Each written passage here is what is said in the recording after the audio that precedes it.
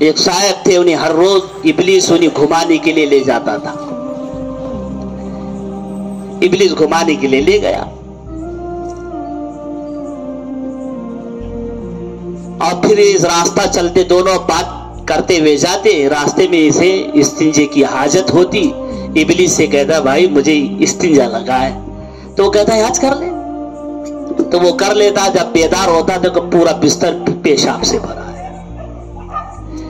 Be be پریشان ہو گئی، اتنے بڑے ہو گئے، شادی ہو گئے، پھر بھی تمہاری عادت نہیں چھوٹ رہی بستر میں پیشاب کرنے کی.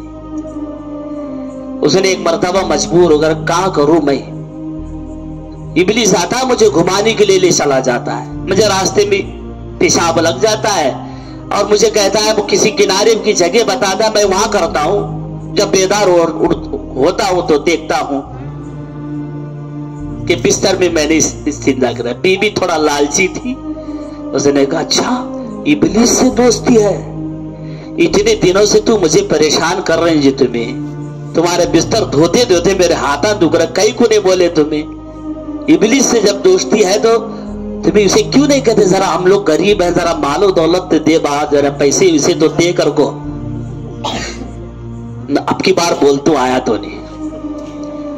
پھر رات میں سویا یہ، پھر ابلیس آیا اسے گھمانے کے لیے لے گیا. بات کرتے ہوئے جا رہے تھے، بی بی کی بات یاد آ گئی تو اس نے کہا بھائی ہم لوگ غریب ہیں، اتنے دنوں سے تو مجھے بی بی کے ہاتھ سے ڈانٹ کھلا رہا ہے، کبھی بھی ہماری غریبی پہ تجھے ترس آیا کیا؟ ذرا پیسے ویسے تو دے ہم نا، ہماری غریبی دور ہوتی ہے. ابلیس نے کہا رے اب کہیں کو بول رہا، تو پہلے بولنا کا نہیں، یہ 30 بات ہے نا، کیا ہونا تجھے، چل کتا ہونا. ایک جگہ لے گیا، دیکھا کہ وہاں پر پیسوں کی راسیں لگی ہے، سونا ہے، چاندی ہے، بہت کچھ ہے، ہیرے موتی کے ڈھیر ہے. کہاں بھر لے، جتنا چاہے اتنا بھر لے. تو ابھی خوش ہوا، مارے خوشی کے تھیلے بھرنا شروع کی. اتنا بھرا کہ اسے اٹھایا نہیں جا رہا تھا. ابلیس نے کہا زور لگا ذرا زور. جیسے ہی اس نے زور لگایا اب پیشاب نے پیخانہ نکل گیا اس کا.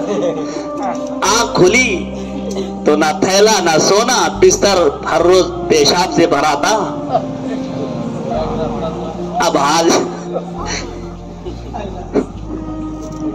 بستر پہ ہر روز پیشاب کرتا تھا. بی بی کے کہنے پر جا کے ابلیس سے کہا یہ سونا دکھاتا بھی ہے، سونا دکھاتا بھی ہے تو اس میں بھی نقصان ہے، اس میں بھی نقصان ہے. غالباً حضرت علی رضی اللہ تعالی عنہ کا مجھے یاد نہیں آتا، یا حضرت ابو ہریرہ کا، مال غنیمت کی حفاظت کے لیے مامور تھی. جو مسلمان کا مال غنیمت ہوتا اس کی حفاظت کے پر مامور تھے. حضرت ابو ہریرہ یا حضرت علی کا یہ واقعہ ہے. ہر روز آتا، اس میں سے مال غنیمت میں سے اٹھا کے لے جاتا. جیسے ہی ان کی آنکھ لگتی فوراً اندر گیا، اس میں سے اٹھا کر لے گیا. جب مال غنیمت کا معائنہ کیا جاتا کچھ کم نکلتا تو پھر انہیں کہا جاتا آپ صحیح سے حفاظت نہیں کر رہے ہو، ایسا کر رہے ہو.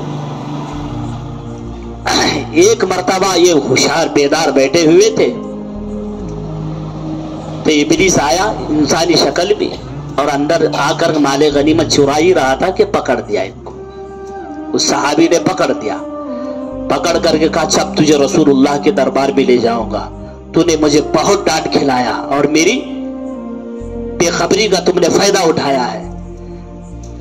تو ابلیس نے کہا کہ مجھے چھوڑ دو، میں تمہیں ایک ایسی بات بتاؤں گا کہ تم نے کبھی نہیں سنی ہوگی، تم نے کبھی نہیں سنی ہوگی، ایسی بات بتاؤں گا.